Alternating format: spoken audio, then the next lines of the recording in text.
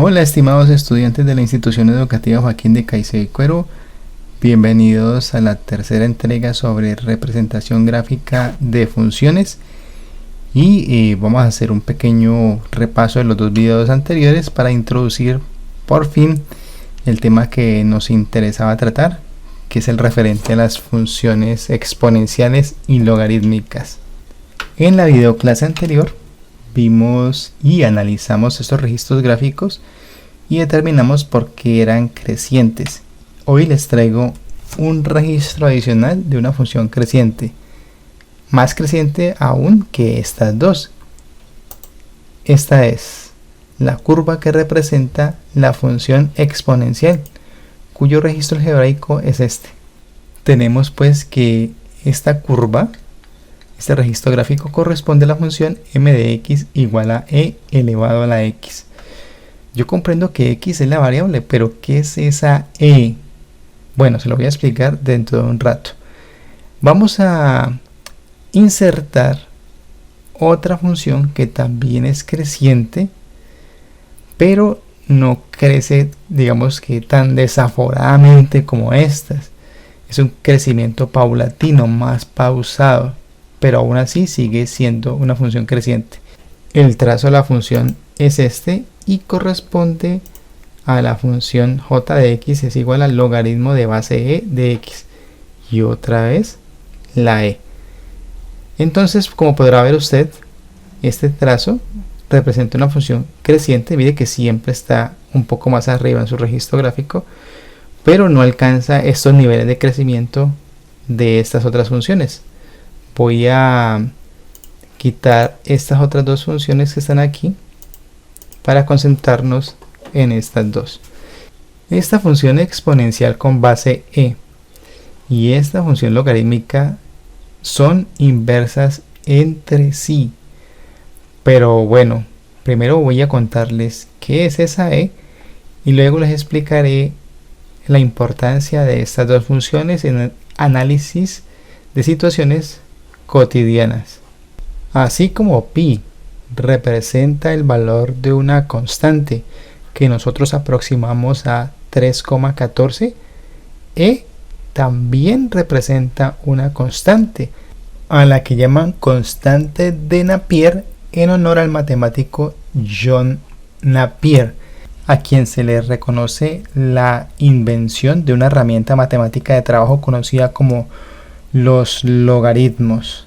En sus trabajos, John Napier, a través de algunos cálculos, se topó con esa constante que nosotros podemos aproximar a 2.71. En 1683, el matemático Jacobo Bernoulli se hallaba resolviendo un problema sobre lo que él llamaba interés compuesto, cuando se encontró de repente con esta constante a la que ya le había calculado más números decimales. La aparición de la letra e como representación de ese número decimal aparece en 1727 cuando el matemático Leonhard Euler la adoptó para hacer referencia a ese número de 16 cifras decimales que él había descubierto y utilizado en sus trabajos de física, específicamente en el área de la mecánica, ya que es Leonhard Euler el que populariza el uso de la e. Es que se conoce esta constante como el número de Euler y también como la base de los logaritmos de Neper o logaritmos neperianos.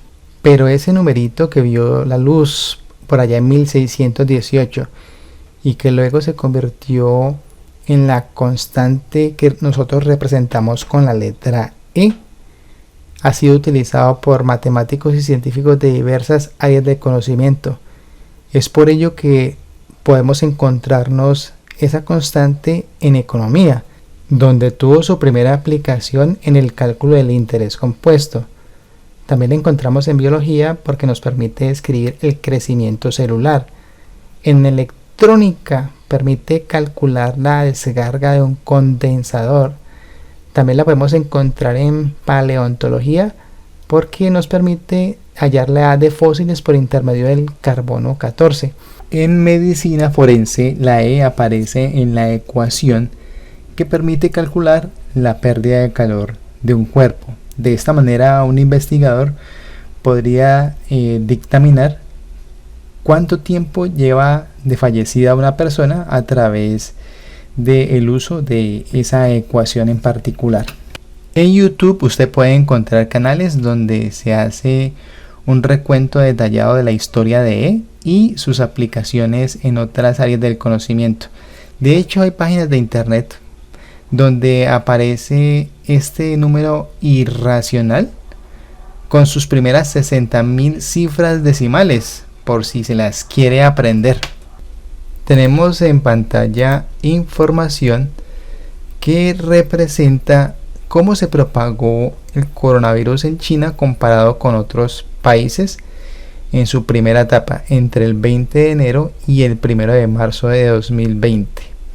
En color naranja aparece cómo se propagó el coronavirus en China, mientras que en color azul aparece cómo se estaba propagando el coronavirus en otros países en ese mismo lapso. En el eje X aparecen los días entre el 20 de enero y el 1 de marzo, mientras que en el eje Y aparecen el número de casos en miles. Tenemos 20.000, 40.000, 60.000, 80.000 y así sucesivamente. Vamos a analizar la información gráfica que representa los casos de contagio en China. Observe que esta primera parte de la gráfica, la que va de aquí hasta acá, presenta una tendencia exponencial. De hecho, habiendo transcurrido 20 días, ya habían 40.000 contagios de coronavirus en China. En la segunda parte del gráfico, la tendencia cambia. Ahora tenemos una curva que presenta un comportamiento logarítmico, es decir, sigue creciendo, pero no tan rápido como en la primera parte. Las medidas que se tomaron en China, habiendo transcurrido 20 días después de la aparición del coronavirus y ya teniendo 40.000 casos de contagio, impidieron que esta tendencia exponencial continuara de esta manera, lo que hubiese constituido en algo catastrófico. Aunque aquí, en esta parte, los contagios continuaron su avance, esta curva trata de aplanarse, lo que indica que las medidas que se tomaron están surtiendo efecto y ya no hay tantos contagios en tan poco tiempo. Observemos la información gráfica sobre los casos activos de coronavirus en Colombia entre febrero de 2020 y julio de 2021. Lo primero que hay que analizar en este gráfico son los famosos picos. Tenemos uno aquí, tenemos otro acá y este aquí. Pero la primera parte de la gráfica es inquietante. Miren, esta curva es evidentemente exponencial. Eso es terrorífico. En 6 meses teníamos 169.000 casos activos de coronavirus en Colombia. Y luego empezó a bajar. ¿Y por qué se dio este descenso? Bueno, aquí eso indica que todas las medidas que se llevaron a cabo surtieron el efecto deseado. Pero hagamos un análisis más profundo de la situación. En la primera parte, en el primer semestre de 2020, tenemos una curva de incremento de forma exponencial que es grave y es importante detectarla, pero tenemos que entre enero de 2021 y marzo de 2021 se presenta un fenómeno parecido, pero aquí ya refleja un decrecimiento o disminución en casos activos, donde se pasan entre 120.000 casos activos aproximadamente a menos de 50.000. Pero en lugar de continuar con esa tendencia, que es lo que se esperaba, pues sucedió totalmente lo contrario. Hubo una curva de crecimiento de manera exponencial. Eso no se lo esperaba a nadie y pues resultó en una alarma, una alerta roja, porque en lugar de volver a bajar o crecer en forma logarítmica como habíamos visto ahora, no, lo que siguió fue aumentando. Mire, aquí ya se presenta una disminución. Esperemos que nos depara el futuro. Ahora, usted también puede sufrir una mala pasada por cuenta de los gráficos y no interpreta bien la situación y el contexto en el que se manejan. Por ejemplo, como este es de casos activos, pues puedo tener muchos casos activos, pueden disminuir, volver a aumentar y así sucesivamente. Pero hay gráficas, por ejemplo, como esta. Esta gráfica representa el total de muertes por coronavirus en Colombia. Tenemos que al julio 23 del 2021 hay 118.188 muertes. Y usted dirá, bueno, ¿y esta curva por qué no baja? Porque esta curva está contando la cantidad de decesos, de fallecimientos.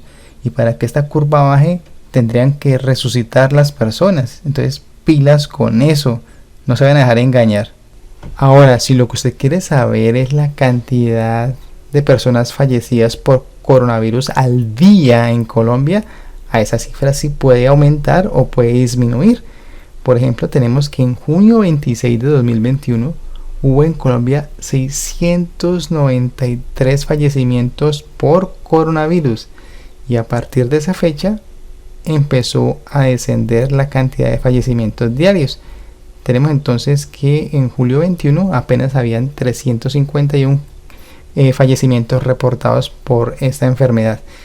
Regularmente nosotros no dimensionamos los números que aparecen en este tipo de información. Tenemos que el 26 de junio de 2021 se reportaron 693 fallecimientos por coronavirus en Colombia. Mientras que en un solo día, el 23 de julio de 2021, hubo 352 fallecimientos por coronavirus en Colombia. Entonces usted dirá, pues mire, hubo una disminución importante, entonces ya podemos relajar las medidas restrictivas porque pues la cantidad de muertos diarios por coronavirus está descendiendo. Pero 352 personas, eso es un número muy alto, porque ni siquiera en España, donde el día 15 de julio de 2020 se registraron 4 fallecimientos por coronavirus, fue garantía para determinar el fin de la enfermedad y por el contrario, un rebrote significativo que llevó a que en un solo día pudiesen presentarse 584 fallecimientos, como fue el 5 de febrero del 2021. Hay un ejemplo que utilizan los profesores para explicar lo que es un crecimiento exponencial, aunque esta información no es totalmente cierta. Se utiliza el ejemplo de los conejos con aquello de que los conejos se reproducen muy rápido, pero no lo hacen de la manera que lo ilustran en estos ejemplos, pero nos da una idea de lo que es un crecimiento exponencial. Realmente los conejos no se pueden reproducir al mes de nacidos. Los conejos empiezan su edad reproductiva entre los 5 y 6 meses y una pareja de conejos pues no tiene 2 conejitos en su camada, puede tener hasta 12. Pero bueno, también hay que considerar que un conejo a los 3 años y medio más o menos se considera un conejo viejo y ya su tasa de reproducción baja. ¿Qué dice el ejemplo? Que tenemos una parejita de conejos bebés que al mes ya son capaces de reproducirse y en el segundo mes ya lo hacen. Ahora, esos conejos adultos se volverán a reproducir por segunda vez, mientras que estos conejos bebés ya en el tercer mes serán adultos, lo que conlleva a que en el cuarto mes ya se pueden reproducir y se puede seguir esta cadena. Los bebés en el cuarto mes ya son adultos en el quinto mes y podrán reproducirse y la cantidad de conejos crecerá de manera exorbitante, dando este tipo de resultados. Por ejemplo, que a final del mes 12 habrán 89 pares de conejos recién nacidos, habrán 144 pares de conejos adultos y en total habrán 233 pares de conejos, o sea, unos 466 conejos en total. Lo que sí es real en esa información es que en condiciones ideales de espacio, alimentos y recursos, una población de conejos puede crecer de manera exponencial. Pero ¿por qué les hablo de condiciones ideales? Suponga que usted se va a dedicar a la crianza de conejos. Entonces, la población creciente de estos animales requerirá que usted les adecue un espacio lo suficientemente grande para que su calidad de vida sea buena. Y ojo, eso también requiere que usted les suministre todo el alimento posible para que puedan sobrevivir. Además, tiene que brindarles un sistema de salud para evitar enfermedades que vayan a acabar con toda la población en corto tiempo. Esas condiciones de espacios infinitos que pueden habitar los conejos, de alimentación segura para que todos puedan alimentarse, y de salud que impida que alguna plaga pueda exterminar a parte de la población, no existe en la naturaleza. Y en cautiverio mucho menos. Recuerden que durante los bloqueos del paro nacional que impidieron el ingreso de alimentos para los animales de granja, muchos de estos fallecieron de hambre porque no recibieron la alimentación a la que estaban acostumbrados. Hasta en los juegos electrónicos de estrategia como el Age of Empires, usted tiene la posibilidad de acceder a un territorio y a unos recursos limitados que le permitirán, a través obviamente de su habilidad y su astucia, constituir una población que permita hacer buen uso de estos recursos para que evolucione y pueda lograr sus metas. Sucede lo mismo en el juego StarCraft, que es como la versión en el espacio del Age of Empires, donde también se cuentan con territorios y recursos que usted debe administrar adecuadamente, porque no son recursos ni territorios infinitos, para lograr las metas que se establecen. En la vida real tenemos la misma situación. Tenemos una población que está creciendo de manera exponencial, pero nuestros recursos y nuestro espacio no es infinito. Pero bueno, vamos a hacer matemáticas. Tenemos un ejercicio en pantalla que dice que el crecimiento demográfico de una población de bacterias está modelado por una función exponencial de la forma pt igual a p sub 0 por 2 elevado a la t. ¿Esto qué? Yo nunca he visto una ecuación de este tipo. Bueno, entonces dice que pt es la población en el futuro, p sub 0 es la población en este instante, o sea, en el instante en que inicia el experimento, y 2 elevado a la t, o sea, el 2 es una constante, pero esa t que está aquí es el tiempo medido en horas. Entonces, ¿de qué se trata? Pues de que hay unas bacterias al inicio del experimento.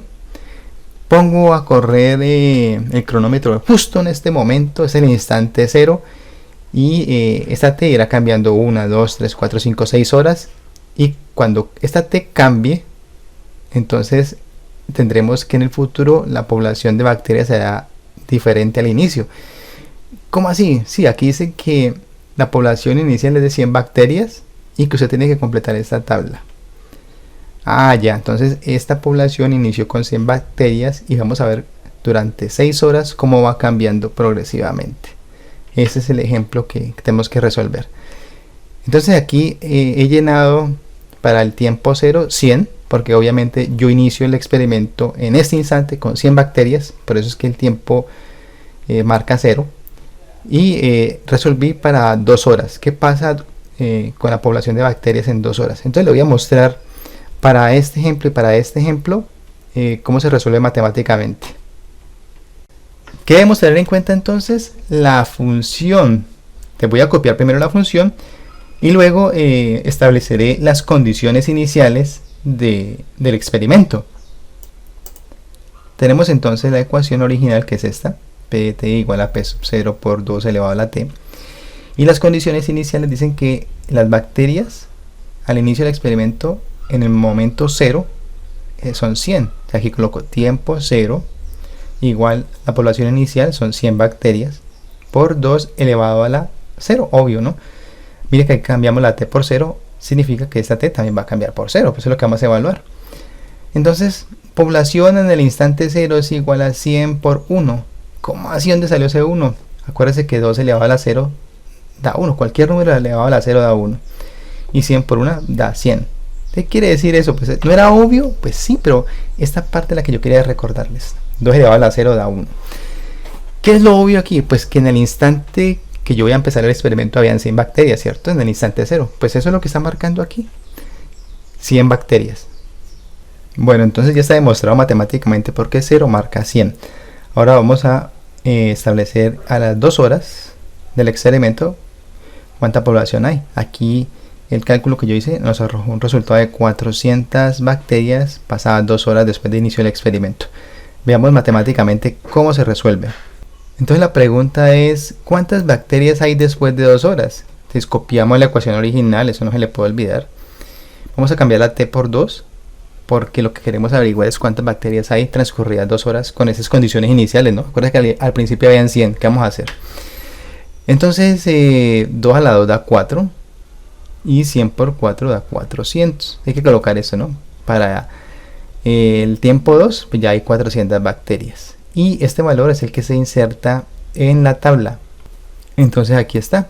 Para el tiempo 2, en horas, hay 400 bacterias. ¿Qué le corresponde a usted? Llenar las otras casillas haciendo el mismo procedimiento. Bueno, pero pasemos un ejemplo que esté más contextualizado. O sea, matemáticas que se aplican en la vida real. Tenemos en pantalla el modelo de Jens, que es y igual a 79 más 6x menos e elevado a la 3,3 menos x. ¿Y eso qué es? Pues esa ecuación permite determinar la estatura de los niños menores de 7 años. Si yo incluyo aquí, por ejemplo, x, que es la edad del niño, digamos por ejemplo 6 años, el resultado que me da esta operación es la estatura que debería tener ese niño. Por ejemplo, en esa tabla se consideraban años desde 0 hasta 6. Y aquí hay unos valores decimales que corresponden, por ejemplo, a 1/4 de año, a medio año y a 3/4 de año, 1 año, 2 años, 3 años. Bueno, yo hice el cálculo aquí para 0.25, o sea, 1/4 de año, que correspondería a 3 meses. Esto es para 6 meses.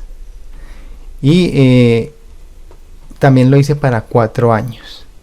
Aquí están los resultados. Voy a mostrarles cómo se hacen las operaciones, el uso de la calculadora y cómo se obtienen estos resultados y explicarles pues de qué se trata. Tenemos en pantalla la ecuación de Jens para calcular la estatura adecuada de un niño dependiendo de su edad. Entonces la edad está determinada por esta x, mientras que la estatura está determinada por esta y.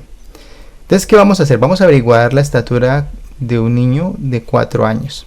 Entonces vamos a cambiar la x por el valor 4. Tenemos entonces que y es igual a 79 más 6 por 4, porque he cambiado la x por 4, menos e elevado a la 3.3 menos 4. Mire que cambié también esta x por 4, la encierro en paréntesis. Y ahora vamos a hacer las operaciones indicadas.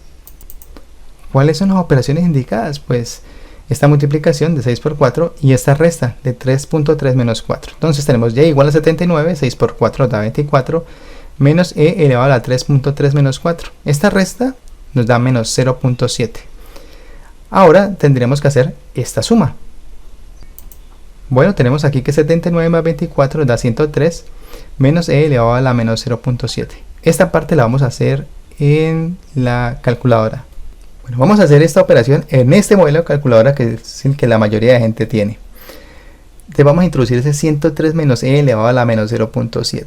Empecemos. 103 menos e. ¿Yo cómo escribo la e en la calculadora? Bueno, voy a este botón de Shift primero.